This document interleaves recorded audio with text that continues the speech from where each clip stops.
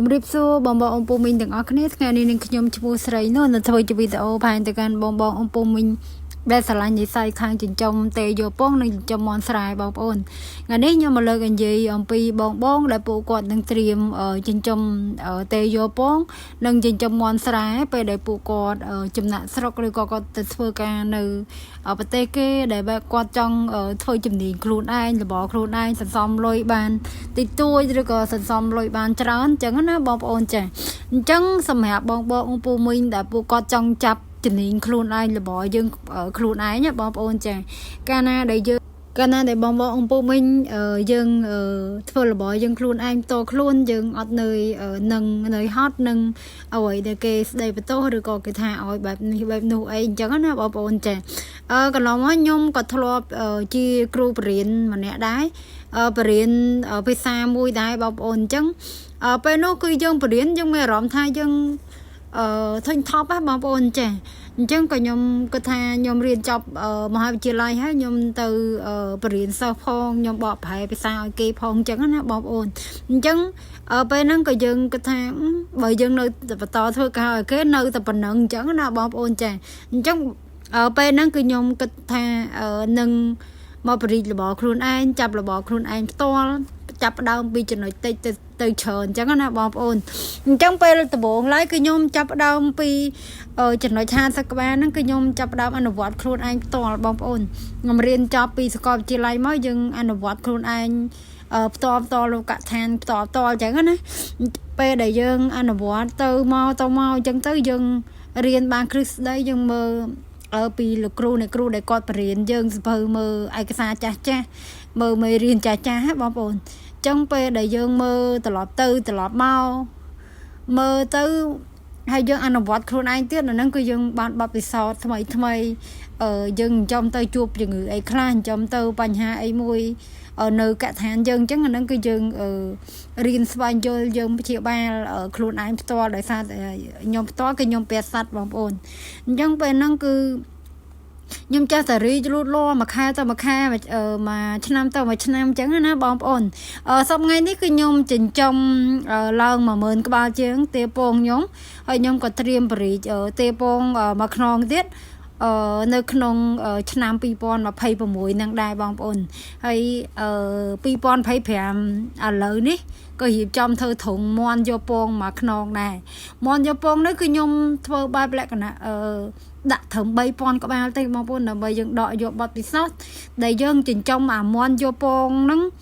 ខ្ញុំចិញ្ចឹមមាន់យកពងប៉ុន្តែប្រភេទមាន់ស្រែលើកន្លងមកអញ្ចឹងមាន់ស្រែយើងខ្ញាស់កូនលក់ឲ្យកសិករអញ្ចឹងណាបងប្អូនអញ្ចឹងប៉ុន្តែមកឥឡូវនេះខ្ញុំរៀបចំធុងរៀបចំធ្វើកំពុងតែធ្វើឥឡូវហ្នឹងចាប់ដើមធ្វើមួយខ្នងទៀតហ្នឹងគឺយើងដាក់ចំនួន3000ក្បាលដែរបងប្អូនចំនួន3000ក្បាលនោះគឺយើងរៀបចំបន្តិចដែរឥឡូវកំពុងតែវាភ្លៀងមែនទែនបងប្អូនអញ្ចឹងពេលដែលភ្លៀងអញ្ចឹងគឺយើងអត់អាចនឹងធ្វើបានលះដែរអញ្ចឹងណាវាអត់បានលះទេអញ្ចឹងក៏ខ្ញុំអត់តន់បង្ហាញទេពេលដែលបង្ហាញទៅជាក្រងបានទៅជាផលផ្លែលទ្ធផលតិចទៅខ្ញុំនឹងបង្ហាញទៅកាន់បងអំពូមីងមើលតើខ្ញុំចិញ្ចឹមមាន់យកពងនឹងលទ្ធផលមកបែបណាអញ្ចឹងណាបងប្អូនអានេះជាលទ្ធផលមួយដែលខ្ញុំចិញ្ចឹមខ្ញុំរៀនចាប់ដើមពីចំណុចតូចមកបងប្អូនចំណុច50ក្បាលរហូតដល់10000ក្បាលជាងនេះដោយសារអីក៏យើងរៀនស្វែងយល់ខ្លាំងហ៎បងប្អូនកាលណាដែលខ្ញុំរៀនស្វែងយល់មួយចំណុចទៅមួយចំណុចតិចទៅច្រើនពេលនោះគឺយើងអនុវត្តបដារៀនបដាធ្វើបដាអញ្ចឹងណាបងប្អូនកាលណាយើងរៀនផងធ្វើផងរឹតតែល្អប៉ុន្តែបើយើងរៀនអ្នកខ្លះគាត់រៀនຕົកអញ្ចឹងទៅពេលដែលគាត់មកអនុវត្តគាត់សួរគ្រូបន្ថែមអញ្ចឹងទៅបងប្អូនចាប៉ុន្តែសម្រាប់ខ្ញុំផ្ទាល់ខ្ញុំនៅក្នុងកឋានខ្ញុំនេះខ្ញុំចិញ្ចឹមបដាអនុវត្តបដាគឺខ្ញុំមើលឯកសារមេរៀនបដាអញ្ចឹងទៅមើលខ្លះអញ្ចឹងណាបងប្អូនចាมันអាចនឹងអត់ខ្ចោះពីណាម្នាក់ក៏នៅតែមានចន្លោះខ្វះខាតដែរបងប្អូនអញ្ចឹងជាទូទៅសម្រាប់បងអំពូមីងដែលពួកគាត់ចិញ្ចឹមមាន់យើងចង់ឲ្យមាន់យើងចិញ្ចឹមទៅជោគជ័យលទ្ធផលល្អទទួលបានចំណូលខ្ពស់ប្រចាំខែប្រចាំថ្ងៃអញ្ចឹងគឺយើងរៀនស្វែងយល់ ចិញ្ចឹមអនុវត្តបដាធ្វើបដាអនុវត្តបដាអញ្ចឹងណាបងប្អូនអញ្ចឹងយើងបានលទ្ធផលល្អនៅថ្ងៃអនាគតដែរអញ្ចឹងសម្រាប់បងពុំមិញយើងរៀនស្វែងយល់ពីចំណុចតិចទៅច្រើនបងប្អូនរៀនស្វែងយល់ពីការចិញ្ចឹមរៀនស្វែងយល់ពីពូជរៀនស្វែងយល់ពីសត្វរៀនស្វែងយល់ពីជំងឺសត្វអញ្ចឹងណាកាលណាដែលយើងចិញ្ចឹមយើងត្រូវតែស្វែងយល់ចំណុចទាំងអស់ហ្នឹងហើយបងប្អូនចាបើសិនជាយើងខ្វះចំណុចណាមួយយើងអត់រៀនស្វែងយល់យើងទៅធ្វើយកហ្មង